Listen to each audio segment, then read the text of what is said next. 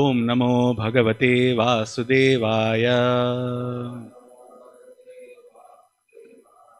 ओम नमो भगवते वासुदेवाय।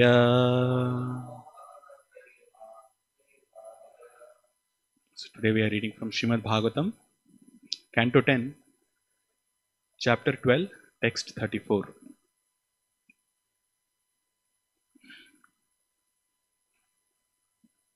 So please repeat after me. Tataha atihrishtah swakritah akrita arhanam pushpaihi sugah apsarasah cha nartanaihi गीतैः सुराः वाद्यधराः च वाद्यकैः स्तवैः च विप्राः जयनिःस्वनैः गणाः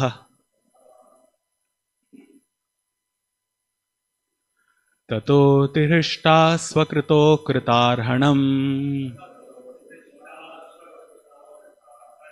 पुष्पैः सुगा अप्सरसश्च नर्तनैः गीतैः सुरावाद्यधराश्च वाद्यकैः स्तवैश्च विप्राजयनिः स्वनैर्गणाः ततोत्तिहृष्टा स्वकृतो कृतार्हणम् पुष्पैः सुगा अप्सरसश्च नर्तनैः गीतैः सुरावाद्यधराश्च वाद्यकैः स्तवैश्च विप्राजयनिः स्वनैर्गणाः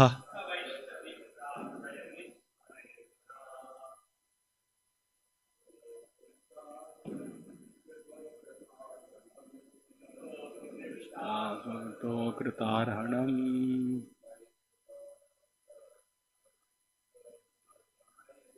पुष्पैः सुगा अप्सरसश्च नर्तनैः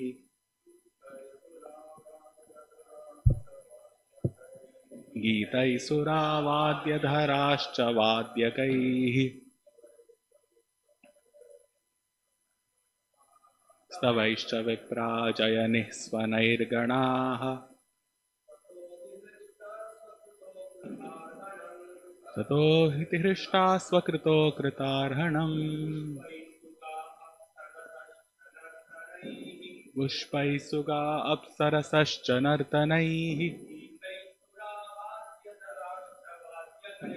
गीतैः सुरावाद्यधराश्च वाद्यकैः स्तवैश्च विप्राजयनिः स्वनैर्गणाः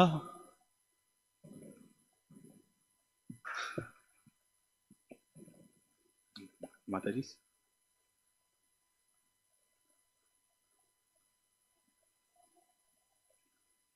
ततोत्तिहृष्टा स्वकृतो कृतार्हणम् पुष्पैः सुगा अप्सरसश्च नर्तनैः गीतैः सुरावाद्यधराश्च वाद्यकैः स्तवैश्च विप्राजयनिः स्वनैर्गणाः ततः thereafter atihrishtah, everyone becoming very much pleased,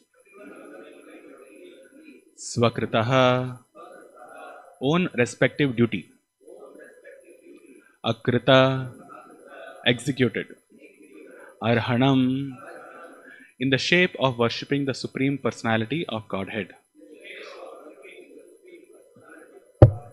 pushpaihi, by showering flowers grown in Nandana Kanana from the heavens. Sugaha, the celestial singers. Apsarasahacha, and the celestial dancing girls. Nartanaihi, by dancing. Geetaihi, by singing celestial songs. Suraha, all the demigods. Vadyadharahacha, those who played on musical drums. Vadyakaihi, by playing respectively. Stavaihcha, and by offering prayers. Vipraha, the Brahmanas. Jaya Nihsvanaihi, simply by glorifying the Supreme Personality of Godhead. Ganaha, everyone. Translation purport by His Divine Grace, A.C. Bhaktivedanta Swami Srila Prabhupada, founder Acharya of ISKCON. Translation: thereafter, everyone being pleased, the demigods began to shower flowers from Nandar Kanana. The celestial dancing girls began to dance, and the Gandharvas, who are famous for singing, offered songs of prayer. The drummers began to beat their kettle drums, and the Brahmanas offered Vedic hymns.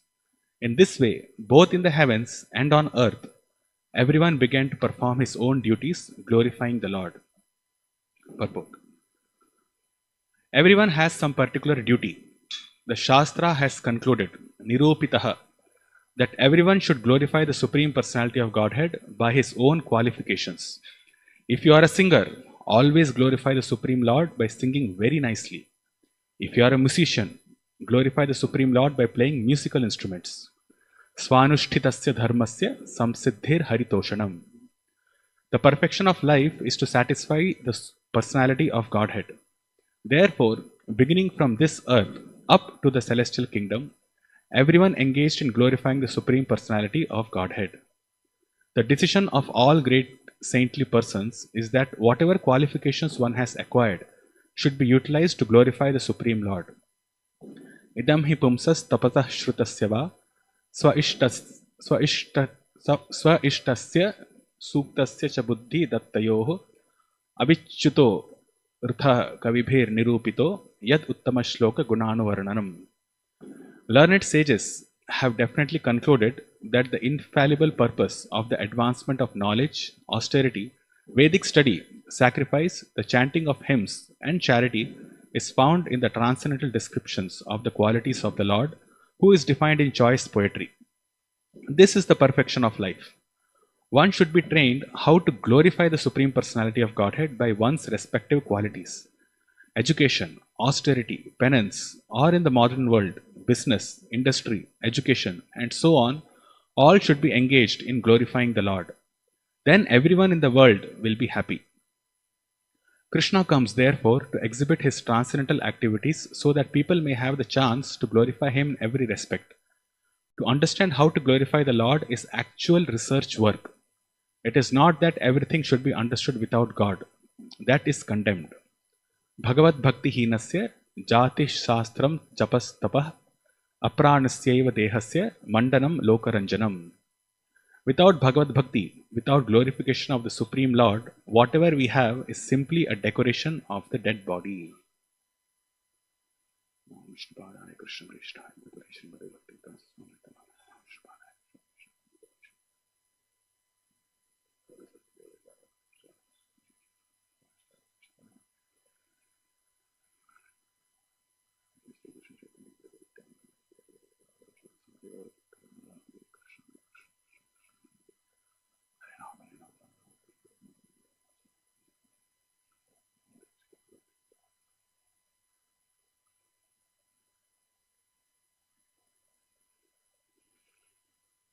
Read the translation again. Thereafter, everyone being pleased, the demigods began to shower flowers from Nandana Kanana. The celestial dancing girls began to dance, and the Gandharvas, who are famous for singing, offered songs of prayer. The drummers began to beat their kettle drums, and the Brahmanas offered Vedic hymns. In this way, both in the heavens and on earth, everyone began to perform his own duties, glorifying the Lord. So we are discussing Lord Krishna's pastimes, the 10th canto. And from previous chapter, that is chapter 11, we are specifically or exclusively discussing the pastimes of Krishna with his cowherd friends. And this will continue, I think, till the 19th chapter. And after that, Krishna's pastimes with the gopis will come, and along with other pastimes also, including the cowherd boys. But this section from chapter 11 to 19 exclusively speaks, or Shukdev Goswami is speaking primarily of the pastimes that Krishna performs with his cowherd friends. Now, in this chapter, there is this verse, this is the 11th verse of this chapter, which is like the defining verse of this particular chapter. Itham satam brahma sukhanubhutya dasyam gatanam paradaivatena maya shritanam naradarakena sakam vijahru kritapunya punjaha. This is a verse, a very famous verse. Those who are, or rather, all of us who are aware with the teachings of Srila Prabhupada, he quoted this verse several times. The translation goes, in this way, all the cowherd boys used to play with Krishna, who is the source of the Brahman effulgence for Gyanis, desiring to merge into that effulgence, who is the Supreme Personality of Godhead for devotees who have accepted eternal servitorship, and who for ordinary persons is but another ordinary child. The cowherd boys, having accumulated the results of pious activities for many lives, were able to associate in this way with the Supreme Personality of Godhead. How can one explain their great fortune? So, this particular section, or this particular verse, basically defines the position of the cowherd boys with respect to Krishna, and which will be the defining verse for the entire 11 to 19 chapters. It's like this. So there is one commentary of the Acharyas. I don't have the exact reference for it, but it goes like this. So when Krishna is with the cowherd boys, so Sridham, who is one of the friends of Krishna, it's mentioned, Sridham, dressed in a yellow dhoti and reddish turban with a buffalo horn in his hand, said, what did he say? He speaks, Sridham, who is world famous for his strength, has been victorious, is victorious, and will remain victorious. Do you not remember how you were recently obliged to carry me on your shoulders? At that time, you were soundly thrashed in fighting. Still, you continue to diminish your own glory by showing your pride in the assembly of this noble youth. So the context is that Krishna and the cowherd boys are playing. Okay, and there is this playful wrestling match that is about to happen, and Krishna says that I am very strong and I will be able to defeat you so easily. So Sridham is speaking here, and then he continues, if you want to brag about the host of demons who died in Vraja, think again. You have no reason to be proud of killing them. So it's addressing Krishna like this. You did not enter Aghasura's belly alone, so why take the credit? Which basically means that since all the cowherd boys went inside, why are you taking credit for killing Aghasura? No, anyone else could have done it. As for Putna, she was killed by the mantras of the Brahmanas. So you did not do anything specific. She was killed by the mantras of the Brahmanas. She was killed like that. And if you want to raise the incident of Govardhan Hill again, I say, being pleased with our puja, it went up in the air by itself. Because we did nice puja, it went up in the air by itself. No, what is your glory in this? Now, why be so proud? I know that once my sister defeated you in wrestling. So what kind of great man are you? Right? So this is basically a reflection of the interactions which the Gopas have with Krishna.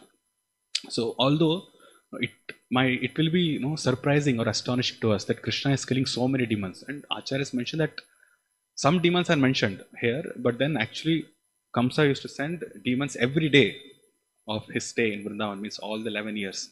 So every day one demon used to come and Krishna used to kill them. And the cowherd people are there, the boys are there. But they never got this doubt that how Krishna is able to kill. Because the interaction or the rasa or the affection for Krishna is so much that they cannot think beyond this part that Krishna is one of them. So they don't think, or they don't have this conception of Krishna as the Supreme Personality of Godhead, as the one who is expanding himself as Narayana or Vishnu. All the cowherd people, they worship Lord Narayana, Lord Vishnu as the Supreme Personality of Godhead. But they do not have the conception that Krishna is the one who expanded himself as Narayana and Vishnu. They think of Krishna as one amongst themselves. So although he performs all these activities, they always have reasons like this to tell that, okay, you perform this activity, but it's nothing glorious about it. We can also do all these things. Right? So this is their mood. This is what happened. But demigods are different. So here in this verse we see that after Aghasura has been killed, the demigods are very happy.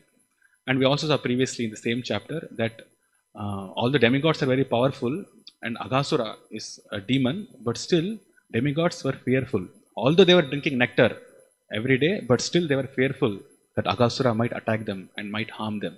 So demigods were fearful. So they became very happy when Krishna killed Aghasura, and they knew the position of Krishna, unlike the Gopas. But we will see, right? In the next verse itself will come, but that all the demigods knew, have some idea at least of who Krishna is. Brahma got bewildered. Well, that's again, that's how the pastimes goes. So Brahma was also put into illusion. Now, these are very high stages, like these, the position of the Gopas, as we discussed, is on a very high level.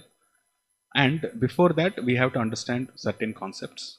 Okay, so Srila Prabhupada writes here in this purport that the perfection of life is to satisfy the personality of Godhead. Okay, so this, if you see, when we are as people who have come to devotional service, we have heard this statement several times, and we have inclination towards worshipping Krishna. But if you see purely from this particular statement's perspective, it's a revolutionary statement for those who are materially conditioned. Satisfy who? Satisfy the personality of Godhead. No clue who is the personality of Godhead, and this whole concept of satisfying somebody else is an alien concept for them. Right? Because this entire world is moving in which direction? It's moving in the direction of self-satisfaction, of satisfying oneself. And even satisfaction or selfless service, the concept of selfless service exists in society, but that service is again for subtle sense gratification, for satisfying oneself in a subtle manner. I do something for the others, and with that I'll get the glorification, or I'll feel satisfied myself that I have done something for the other person. People will glorify me and I myself will become content. But all these things are basically selfish. Correct? So the perfection of life is to satisfy the personality of Godhead. And what do people think of perfection? Satisfying themselves. If they satisfy themselves, then that is the perfection of life. So that's why we see in the modern world, whatever a person does, it's only for his own satisfaction. All the scientific advancement, technological advancement, so many different theories, ideas, concepts, and the entire situation is such that how people can be satisfied or how people can satisfy themselves. And even the government, what it does, that it tries to satisfy the people without any proper understanding of what actually is the purpose of life. They try to satisfy people and try to get votes. And that's how the government also works. That's what's happening nowadays. So this self-satisfaction, we have read in Bhagavad Gita also, that the tendency to satisfy, the tendency to become happy, and tendency to seek pleasure, these topics are actually not new. So as devotees, we already know this, but we are just trying to put perspective into the discussions that's going to happen. So this concept of always remaining happy or becoming happy actually comes from the soul. Right? The body is dead matter. The body does not have its own desires. It's dead, just like this table. No, it's dead. The tendency to become happy, the tendency to seek pleasure, the tendency to satisfy oneself and become content comes from the soul. But so people have this understanding. They don't have the understanding of the soul, but this understanding is there that they want to become happy. They want to gain pleasure. So each and every aspect of our life, or anybody's life, and in fact of every living entity, is just to seek happiness. Right? Just to minimize the amount of suffering and to maximize happiness. But so this is being done by devotees also, right? We also want to seek pleasure. We also want to become happy. So when a devotee asked Srila Prabhupada that what is the purpose of life, Prabhupada said the purpose of life is to enjoy. So there was this this interview with this London Broadcasting Corporation, I think. And there was one reporter who asked this. So he asked a very direct question to Prabhupada. Good question. What is the purpose of life? And Prabhupada said the purpose of life is to enjoy. So we are also seeking enjoyment. But we are seeking enjoyment in that which is permanent. And this is where the problem comes. No, not for us, but for the materialistic people. For us, there is no problem. So the problem for them is, although they are also seeking pleasure, this one step of going further, of thinking that this pleasure is temporary, it becomes a huge step for them. So whatever they are trying to seek within this material world, they are also seeking happiness, they are also seeking satisfaction, pleasure, but they have to go one step further. And they have to understand that this pleasure is not permanent, it is temporary. And that step is a huge step for them. This they are not able to do on their own. And the reason for that is because they don't have this knowledge. They don't have the knowledge that seeking pleasure in something which is temporary actually frustrates. And seeking pleasure in that which is permanent actually makes one completely happy. So they don't have this understanding. The knowledge is not there. And this knowledge is conveyed, of course, in Srimad Bhagavatam, and specifically in the Vedanta sections of the Vedas. So Vedanta speaks about this knowledge, right? Veda itself means knowledge, and Vedanta means the conclusion of knowledge. We have heard Prabhupada writes at several places in his purports that the Vedic scriptures deal about three things. There is Karma Kanda, there is Jnana Kanda, and there is Upasana Kanda. At different places, he defines these differently. So when he speaks about Karma Kanda, of course, Karma Kanda is fruitive activities, that's defined as such. Upasana Kanda, at some places, it defines that this is worshipping different demigods for material pleasure, for getting sense gratification, for material objects. And Jnana Kanda is to transcend this fruitive activities, but again, not to have a devotional attitude towards the Lord. So these three things are mentioned. And Vedas are further classified as so as Shruti, Smriti, Puranas, Itihasas, and things like that. So these are different ways in which knowledge can be gathered. Correct. But normal people, this knowledge is not available to them because of the culture. Because nowadays the Vedic culture is kind of lost. People have this conception that they have to go to a temple and worship the Lord. But the idea is not to gain knowledge. The idea is not to transcend one's miserable situation. The idea is, well, they don't really think about it, but what they want is material objects so that they can satisfy themselves, but which again leads to frustration.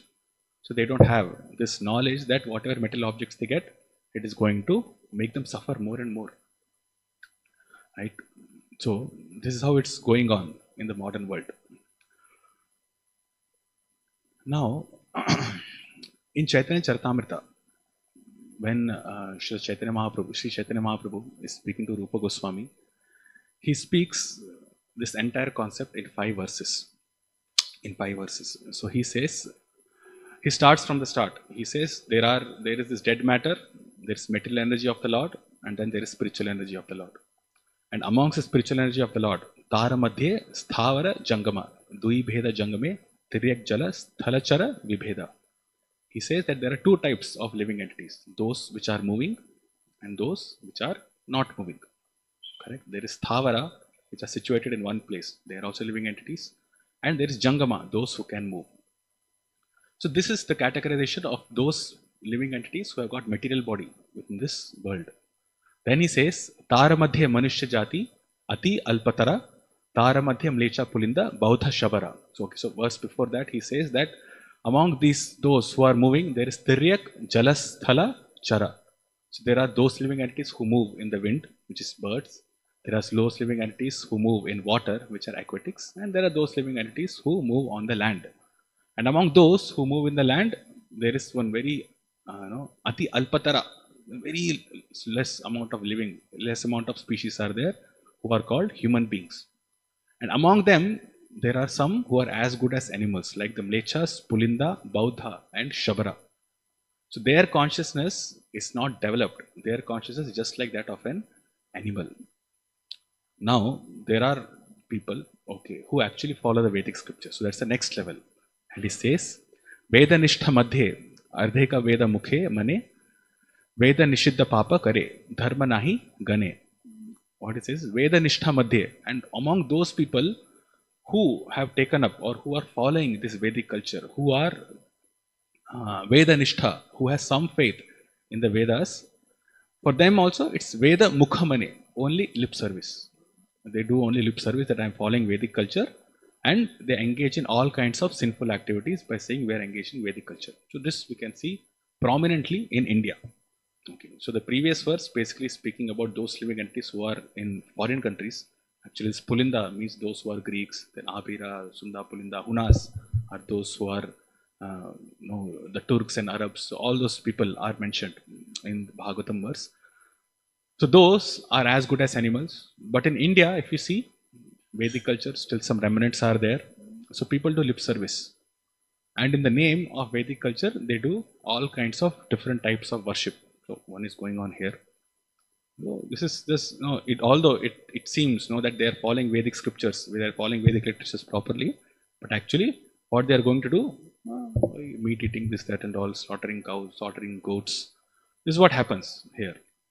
So most of the people are that, although they lip service, they perform this, they do lip service for the Vedas, but actually they are engaged in sinful activities, and they do not know what is dharma. Dharma nahi gane. So they are those who follow the Vedas in words only.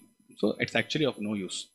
Okay, because by performing sinful activity, they are going to get the same destination which the other people who are not following Vedic literatures are also going to get. Then Chaitanya Mahaprabhu continues, Dharmachari madhye bahuta karmanishta koti. Dharmachari madhye bahuta karmanishta koti karmanishta madhye eka jnani shrestha. So among those who actually knows what dharma is, most of them are karmanishta. Most of them are engaged only in fruitive activities. And among them, among this koti karmanishta, among crores and crores of this karmanishta people who actually follow the karmakanda portion of the Vedic literatures, there is one jnani. One person will understand the temporary nature of this material world. So if there are thousands and trillions and millions of living, there are so many living entities. Among them, most of the living entities are sthavara and jangama. Within the category of sthavara and jangama, which are animals, most of the living entities are taken care of there itself. Among them, the alpatara, or vast number of human beings are there, of which also most of them are like mlechas, yavanas, pulindas, bauddha, shabara, who do not have any Vedic understanding. Of those who have Vedic understanding, half of them or more than half of them only perform lip service. And those who actually know what is dharma, most of them who actually know dharma are performing only karmanishta activities, means they are engaged only in fruitive activities. And among those karmanishta people, rather not karmanishta people, the rest, the left out, whatever is left, among them, then there is this jnani who actually understands that in this material world, there is temporality. I cannot seek pleasure here. There is no happiness within this material world, and I have to go beyond it. So Krishna also mentions that, that Manushyanam sahasrishu kaschid yatati siddhaye yatatam api siddhanam kaschin mam veti tatvataha. So this is what Chaitanya Mahaprabhu says in the next verse. And he says, Koti jnani madhye hai ek jana mukta, Koti mukta madhye durlabha eka Krishna bhakta. So among these millions of jnanis, there may be one rare person who is a mukta, who is liberated from this material world.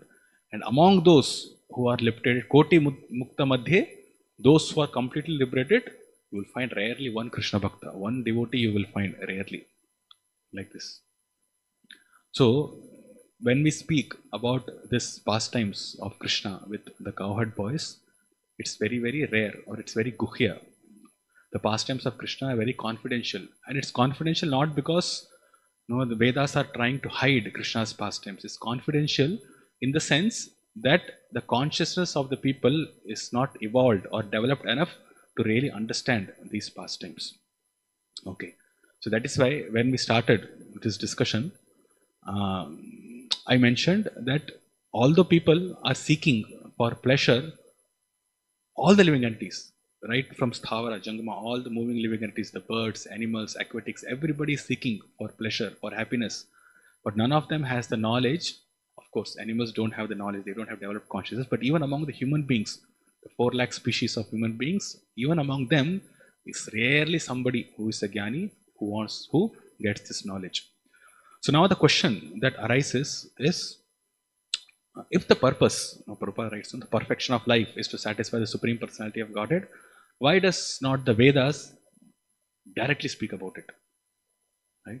Why do they not directly speak about all these different things, that you are not this body, you are the soul, you are supposed to do this, this is the thing and all? Why is it not mentioned like this? Because people will not be able to understand it. Okay, it's as simple as that.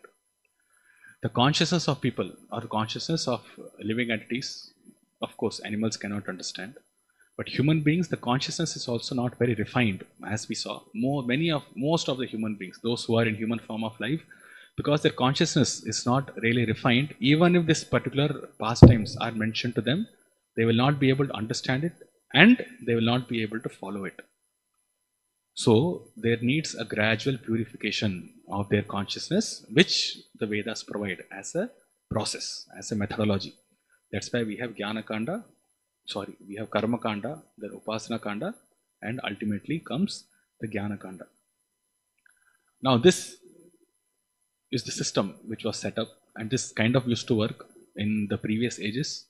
But in Kali Yuga, because people do not follow Vedic culture, people have no idea of Vedic culture, they are more degrading themselves into animal form of life. So for them, this inquiry does not come on their own. So that is why Chaitanya Mahaprabhu came and then he inaugurated this Sankirtan movement. So purification of consciousness, this whole process, the way it works is actually, Baladev Vidyabhushan in his Vedanta Sutra commentary, in the first sutra itself, Athatho Brahma Jigyasa, he says, Atha Ataha Brahma Jigyasa. So he says Atha. Atha means in sequence. So he explains that. He says in sequence, Ataha, therefore. So coming in sequence, now at this point of time, the inquiry about Brahman should happen. Basically means, we have this, there are 6 philosophies. There is Sankhya, there is Nyaya, there is Vaisheshika, there is Patanjali. Then there is Purva Mimamsa, which is the 5th one, and then comes the Uttar Mimamsa.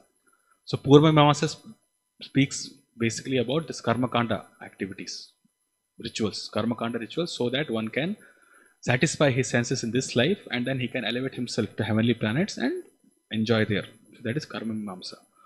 So after one has performed the duties of Karma Mimamsa, Purva Mimamsa, then Uttar Mimamsa starts with the first aphorism of the Vedas, the first sutra of Vedanta Sutra, which is Athatha Brahma Jigyasa. So Atha, Baladev Vidyabhushan explains that Atha basically means that those who have been purified by these Karma Kanda rituals, those who have been purified by performing the rituals of this Karma Kanda section of the Vedas, they become purified. And then once they have come to a certain stage, then they should start inquiring. They should start studying the Uttar Mimamsa philosophy. So that's the gradual process. And in the same commentary, he also writes, but in Kali Yuga, this is not possible. So there are 2 ways in which one can start inquiry into the absolute truth. One is by performing this Purva Mimamsa, as we discussed, performing this Karma Kanda rituals. And another is by coming in association with devotees. So all the Vedic injunctions which are mentioned in the Shrutis, Rigveda, Yajurveda, Samveda, Atharveda, the Brahmana portions, then the Samhita portion, Aranyaka portion, all these portions are assimilated, or all these portions are automatically fulfilled just by coming in association with a devotee, and one starts inquiring into the absolute truth. So this is Baladev Vidyabhushan's explanation, Vedanta Sutra. So for Kali Yuga, we cannot get into all these Vedic rituals. For us, not for us, but for the entire human society, it is only this part, association of devotees. That's why Srila Prabhupada recommended one should go out and distribute books. People would not like to associate with us. And that's a general tendency. If we go out also, then, they are sadhus and all. They are going to hamper my sense gratification. They are going to speak something which I may not like to hear. I have my life, I have my wife, I have my children, I have my family, I am earning money. And if I come in contact with them, they will say, give up everything. So I don't want to come next to them, and they kind of go away. But it is our responsibility for their welfare that we forcefully put ourselves and forcefully give our association to them so that they get into this part of inquiry. And knowledge can be gained only when this inquiry is there. Correct? So inquiry should come. That's why we see so many lectures. Prabhupada says, Athata Brahma Jigyasa. Several places, so many lectures he speaks about this particular sutra. And this is the reason, because following the Vedic culture and then coming to this particular point is actually not possible in the present age. So the only way it can happen is by the association of devotees. And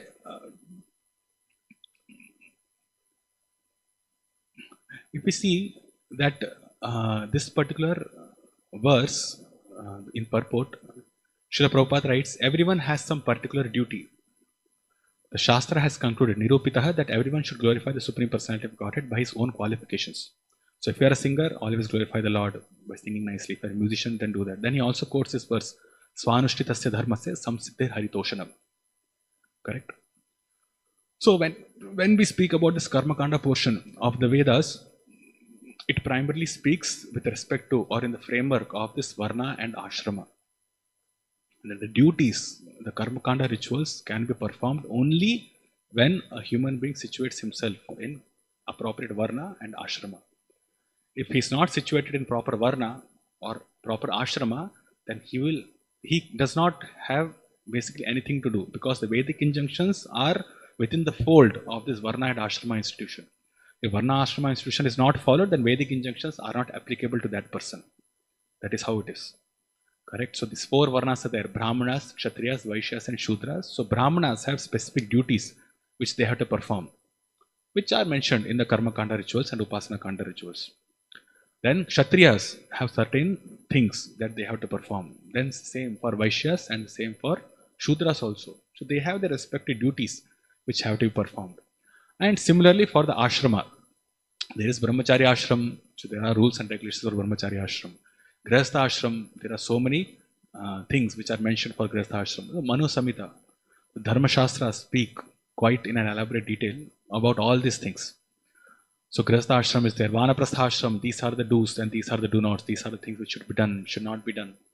And Sannyas Ashram is there, and this is where these duties have to be followed. Normally, when we speak about Sannyas Ashram, then the Karmakanda rituals are not applicable to them. For them, it's to some extent Upasana Kanda, which is worship of Lord Vishnu, and Jnana Kanda. So Jnana Kanda is prominent for them. But for the other ashramas and the four varnas, they can perform their duty. This Karma Kanda rituals can be performed only when situates oneself into this varna and ashrama institution. Now, we have been discussing that this Karma Kanda portion or following this Purva Mimamsa is actually not possible within the current situation in Kali Yuga.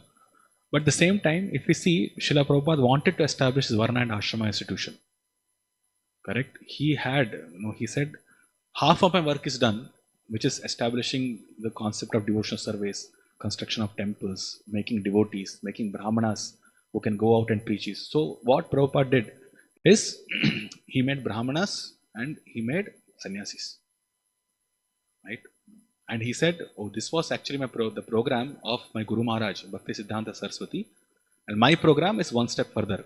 My program is, I'll make brahmanas, I'll make sannyasis, and also make grihasthas. It's a quote, actually, he says in that letter. So I am making grihasthas, and I'm going to establish this Varna and Ashrama institution and make sure that devotional service is spread according to this framework. Now, why does he want to establish Varna and Ashrama institution when actually that does not work? So there is a subtle understanding, or there is an understanding of Varna and Ashrama which we should know. So there are two types of Varna and Ashrama. This Srila Bhakti Siddhanta Saraswati explains, and Prabhupada also explains this. There is this Asuri Varna Ashrama Dharma, and then there is Daiva Varna Ashrama Dharma. So in Asuri Varna Ashrama Dharma, one's goal of life is self-satisfaction, is sense gratification. Whereas in Daiva Varna Ashrama, one's goal of life is devotional service, pure devotional service. But then pure devotional service can also be performed without following the Varna and Ashrama institution. Technically correct. That is right. Varna and Ashrama, pure devotion service, the concept of pure devotion service, performance of pure devotion service is not dependent on following the Varna and Ashrama institution. It's beyond. It's Paravidya. It's beyond. Varna and Ashrama need not be followed. But still, Srila Prabhupada stressed on that duties of the specific Varna and Ashrama must be followed so that it acts as a protection for us. There are several instances during Prabhupada's presence amongst us after he started the Krishna consciousness movement of devotees taking up devotional service very seriously, full time engaging in it.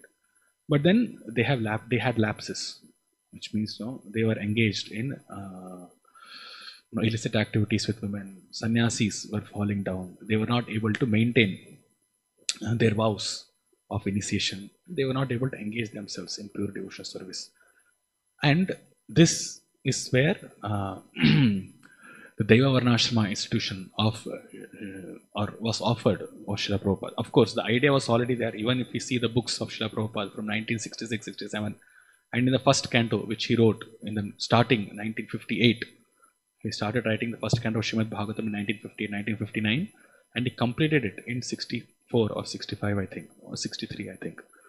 So there also, if you see the first canto, which he completed, he writes a lot about Varna and Ashrama institution. So that idea was there. And he got this idea from his spiritual master, Bhakti Siddhanta Saraswati, who also wanted to establish Daiva Varnashram. But if you see the idea, there was a subtle difference in that.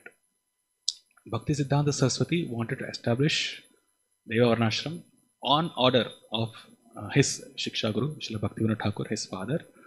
And the idea was that Vaishnavism has degraded into an abomination because of the activities of the so-called devotees who have become sahajiyas in the name of following Chaitanya Mahaprabhu. So, to establish that the divine principles of devotion service are actually derived from the Vedas, Varnashrama, Daiva Varnashrama should be established and Brahmanas should come into picture.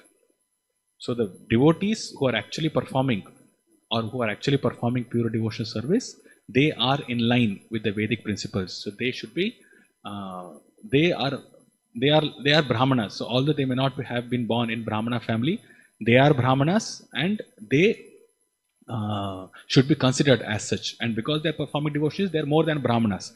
But when moving in the society, they should be considered as Brahmanas only.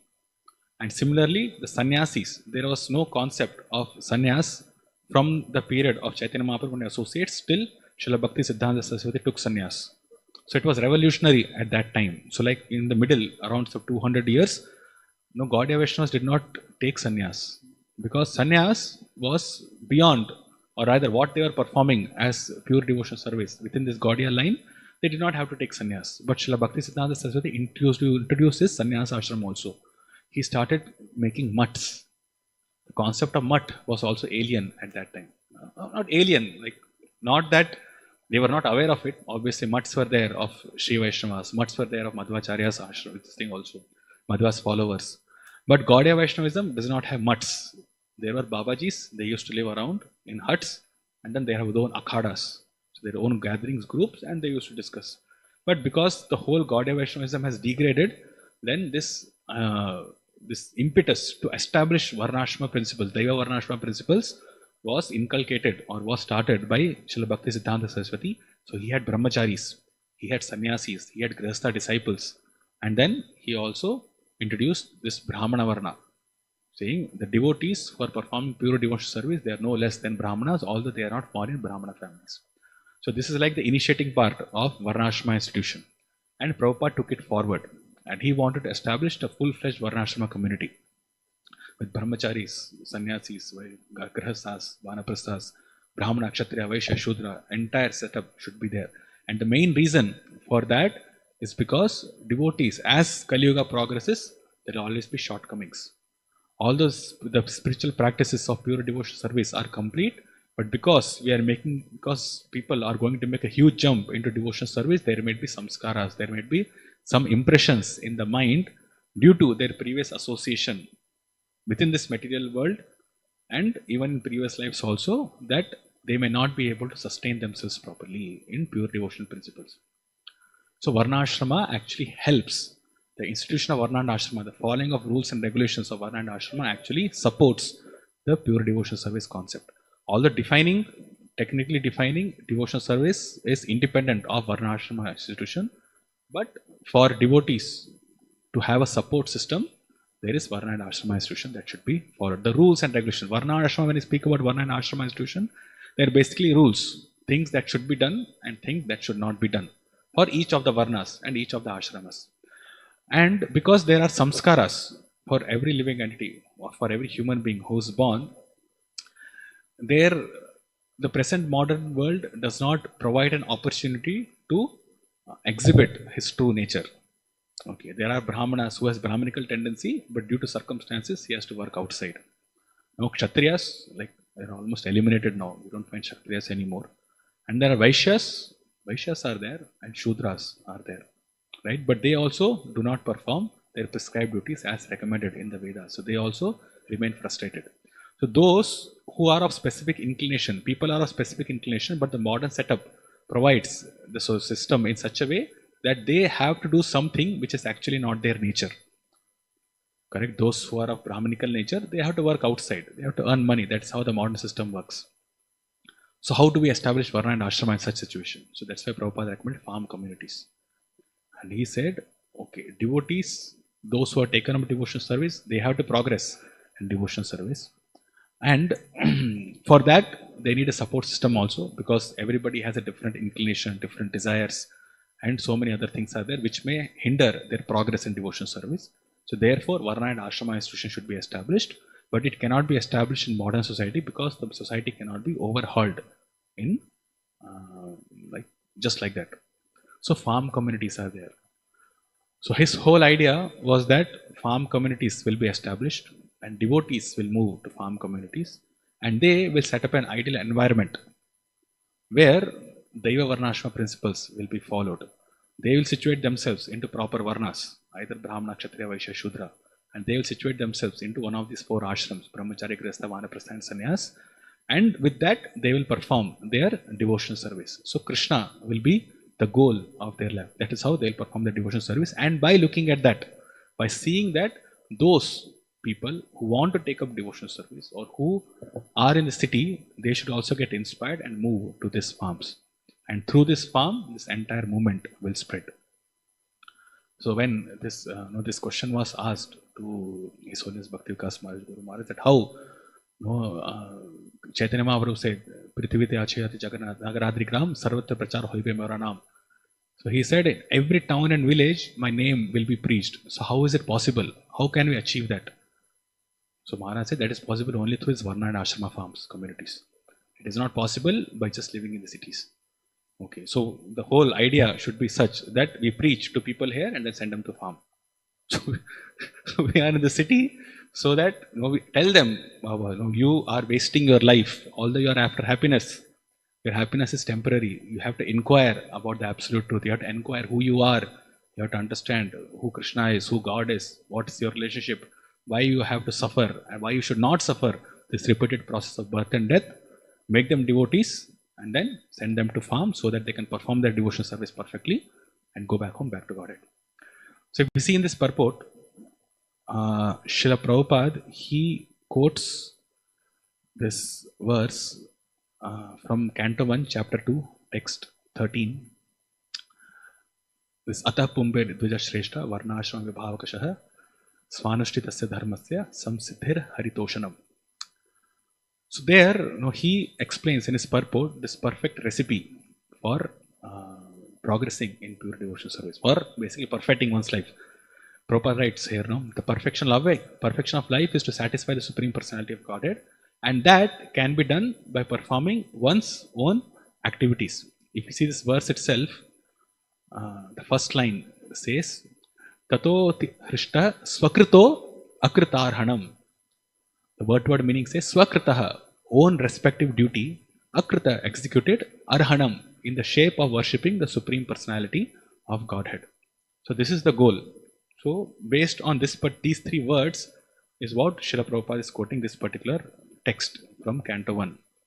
And the purport, he explains how this nice marriage between this Varnashrama institution and pure devotional service can be made. So he says, he writes, human society all over the world is divided into 4 castes and 4 orders of life. The 4 castes are the intelligent caste, the martial caste, the productive caste, and the laborer caste. It's basically Brahmana, Kshatriyas, Vaishyas, and Shudras. These castes are classified in terms of one's work and qualification and not by birth. Then again, there are 4 orders of life, namely the student life, the householder life, the retired life, and the devotional life. In the best interest of human society, there must be such divisions of life, otherwise, no social institution can grow in a healthy state. And in each and every one of the above mentioned divisions of life, the aim must be to please the supreme authority of the personality of Godhead. This institutional function of human society is known as the system of Varnashrama Dharma, which is quite natural for the civilized life. The Varnashrama institution is constructed to enable one to realize the absolute truth. Right? Ramananda Rai says this, Chaitanya Mahaprabhu. Varnashrama charvata purushena parapuman Vishnur aradhite pantah nanya tattosha karanam. So Varnashrama institution is followed for what purpose? For karma kanda activities, is it? No, that is not the purpose. Although the Vedic literatures seem to recommend like that, but that is actually not the purpose. The purpose is to Vishnur aradhite pantaha, to satisfy the Lord. So that way, this institution is constructed to enable one to realize the absolute truth. It is not for artificial domination of one division over another. When the aim of life, that is the realization of the absolute truth, is missed by too much attachment for indriya priti or sense gratification, as already discussed herein before, the institution of the Varnashrama is utilized by selfish men to pose an artificial predominance over the weaker section. Right? In the Kali Yuga or in the age of quarrel, this artificial predominance is already current, but the saner section of the people know it well that the divisions of castes and orders of life are meant for smooth social intercourse and high thinking, self-realization, and not for any other purpose. Herein the statement of the Bhagavatam is that the highest aim of life or the highest perfection of the institution of the Varnashrama Dharma is to cooperate jointly for the satisfaction of the Supreme Lord. This is confirmed in the Bhagavad Gita 4.13.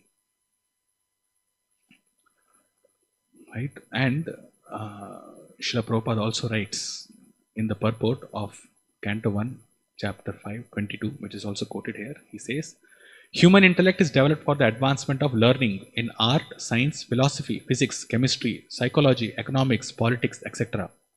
By culture of such knowledge, the human society can attain perfection of life. This perfection of life culminates in the realization of the Supreme Being Vishnu. The Shruti therefore directs that those who are actually advanced in learning should aspire for the service of Lord Vishnu. Unfortunately, persons who are enamored with the external beauty of Vishnu Maya do not understand that the culmination of perfection or self-realization depends on Vishnu. Vishnu Maya means sense enjoyment, which is transient and miserable. Those who are entrapped by Vishnu Maya utilize advancement of knowledge for sense enjoyment. Sri Narad Muni has explained that all paraphernalia of the cosmic universe are but emanations from the Lord out of his different energies, because the Lord has set in motion by his inconceivable energy the actions and reactions of the created manifestation. The paraphernalia have come to be out of his energy. They rest on his energy, and after annihilation they merge into him. None of them therefore are different from him, but at the same time the Lord is always different from them. When advancement of knowledge is applied in the service of the Lord, the whole process becomes absolute. Right? And Srila Prabhupada further writes that philosophy and science should be engaged to establish the glory of the Lord. Advanced people are eager to understand the absolute truth through the medium of science, and therefore a great scientist should endeavor to prove the existence of the Lord on a scientific basis. Similarly, philosophical speculations should be utilized to establish the supreme truth as sentient and all-powerful. Similarly, all other branches of knowledge should always be engaged in the service of the Lord. In the Bhagavad Gita also the same is affirmed. All knowledge not engaged in the service of the Lord is but nescience. Real utilization of advanced knowledge is to establish the glories of the Lord, and that is the real import. Science, art, philosophy, and all similar activities engaged in the service of the Lord are all actually Hari Kirtan, or glorification of the Lord. So this is in line with what this verse says, that all the demigods, they began to shower flowers. the celestial dancing girls began to dance, the Gandharvas, who are famous for singing, offered songs of prayer. So all this glorification which the demigods do are basically meant for the glorification of Krishna. And in the same line, Srila Prabhupada also says that whatever duties or whatever activities we perform, it should be performed for the satisfaction of the Lord. Right? Yat karoshi yadashnasi yat juhosi dadasyat yat tapasyasi kaunteya tat kurushvama darpanam. So whatever one does, what yat karoshi yadashnasi yat juhosi dadasyat, whatever you give as charity, whatever worship you perform, everything should be done for the satisfaction of the Supreme Personality of Godhead. So for doing this, the institution of Varnashrama actually helps. It's a supporting factor. And that is why Srila Prabhupada stresses on that at several places. Right. So, just to conclude, what we are discussing here, or what we discussed today, is that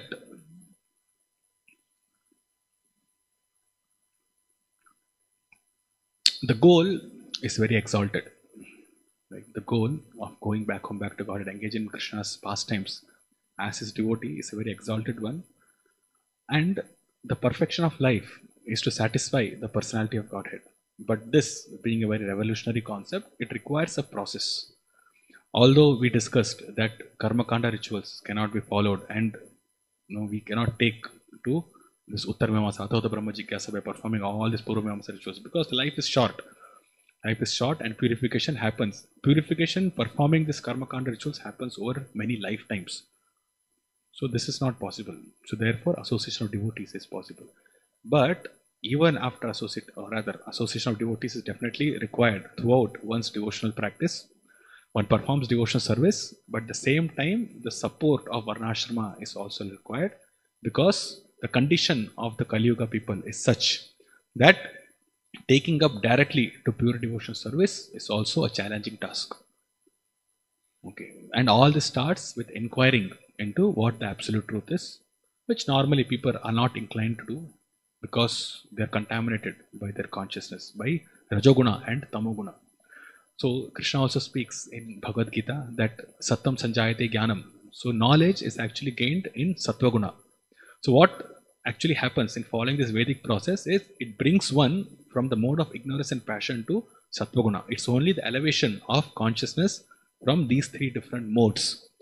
So when one is engaged, or when one is completely influenced by ignorance, then, as Chaitanya Mahaprabhu mentioned, these are those people who are just like animals. Those Mlechas, Pulindas, then Bauddhas and Shabras who do not follow the Vedic culture. They are in complete ignorance. And those who follow the Vedic scriptures, among them, of course, there are those who do only lip service. They are also in ignorance. And those who actually follow, who are karma nishtha, who follow the prescribed activities of the Vedic scriptures, they are in mode of passion. They are in mode of passion. They are greedy, labharthi. In Bhagavad Gita, Krishna says, those who are in Rajoguna, they are labharthi. They are influenced by lobha for their own sense gratification. But just by performing this Vedic ritual, although they are trying to satisfy their senses by performing karma kanda activities, just by performing that which is mentioned in the Vedic scriptures, they purify themselves. And they gradually come out from the mode of passion to mode of goodness. And in mode of goodness, which is conducive for knowledge. So it does not mean that in mode of goodness one completely renounces everything. That also does not happen. There is sense gratification mode of goodness also. But mode of goodness is conducive for knowledge. And it is a very nice platform for one to elevate oneself to the transcendental topics. Okay. So karma kanda actually elevates one like this. And normally when we speak about Vedic scriptures, so just 2 minutes. Normally when we speak about Vedic literatures, then we say there is karma kanda and jnana kanda is superior to that. But jnana kanda, as understood by the Advaita Vedantis, is actually in tamoguna. It's in mode of ignorance. That is because they do not have perfect knowledge. So jnana basically means that one should have transcendental knowledge, right? And this is derived from the Vedanta Sutras and Upanishads. But although the Mayavadis or the Advaitavadis, they are studying the Upanishads, the knowledge that they gain is actually in ignorance. It's in tamoguna. This knowledge is not transcendental knowledge. So does that mean that the knowledge of the Upanishads is in tamoguna? No. The knowledge of Upanishads is actually not in tamoguna. The knowledge of the Upanishads is actually transcendental. But the way it is being understood by the Mayavadis is in tamoguna. So that is why Mayavadis don't get liberated. they fall down into lower species of life. Gradually they fall down. So the overall idea is that in Varna and Ashrama institution, and we also know that Varnas are actually divided based upon the influence of the modes on people. Brahmanas are in goodness, Kshatriyas are in passion, Vaishyas are in passion plus ignorance, Shudras are primarily in ignorance. By performing their prescribed duties in relation to the Supreme Personality of Godhead, their elevation from these lower modes to the mode of goodness and then finally to pure goodness happens in a very quick manner. Okay, so what the Karmakandis do, following the Vedic rituals over thousands and thousands of lifetimes, devotees attain just by following the Varnashram principles. Devotees transcend this mode in only one lifetime and go back home, back to Godhead. So both are required. There's devotional service practices, which is like priority, which is primary, but at the same time, the support of Varnashram institution is also required. And by performing one's prescribed duties, one can worship the Supreme Lord and elevate himself to pure devotional service and gradually go back home. Not gradually, but immediately go back home, back to Godhead by perfecting his life. Okay, so I'm sorry for taking so much time. I'll stop here. If you have any questions, maybe we can take one.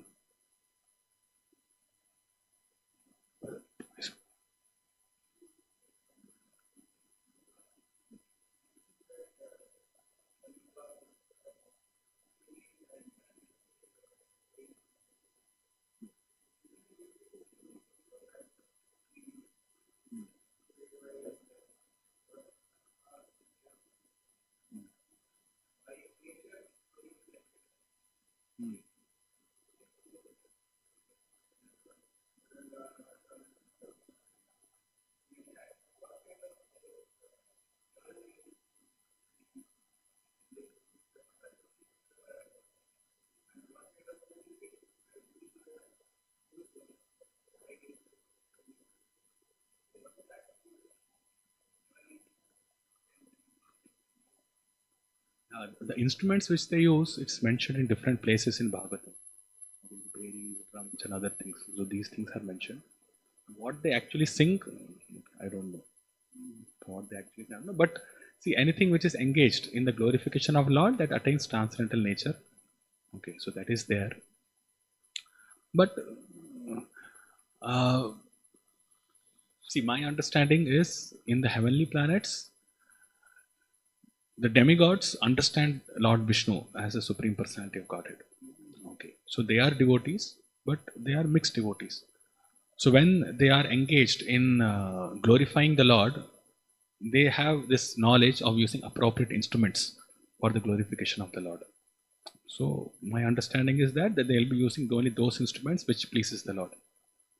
Okay, and this verse also speaks about that, isn't it? That in this way, both in the heavens and on earth, everyone began to perform his own duties, glorifying the Lord. They perform their own duty in glorifying the Lord or satisfying the Lord based upon what he likes. So although they were dancing, they will dance. The celestial girls will dance such that the Lord is pleased.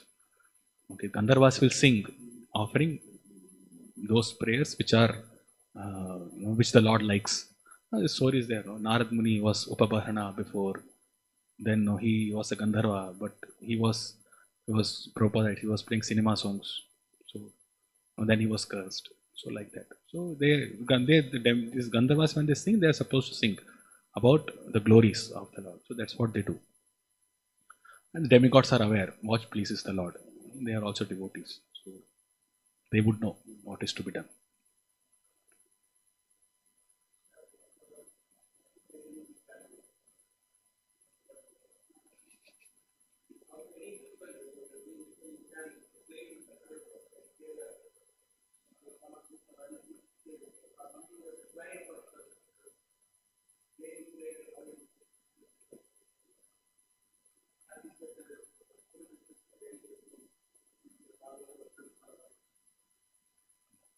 Okay. Srimad Bhagavatam ki Srila Prabhupada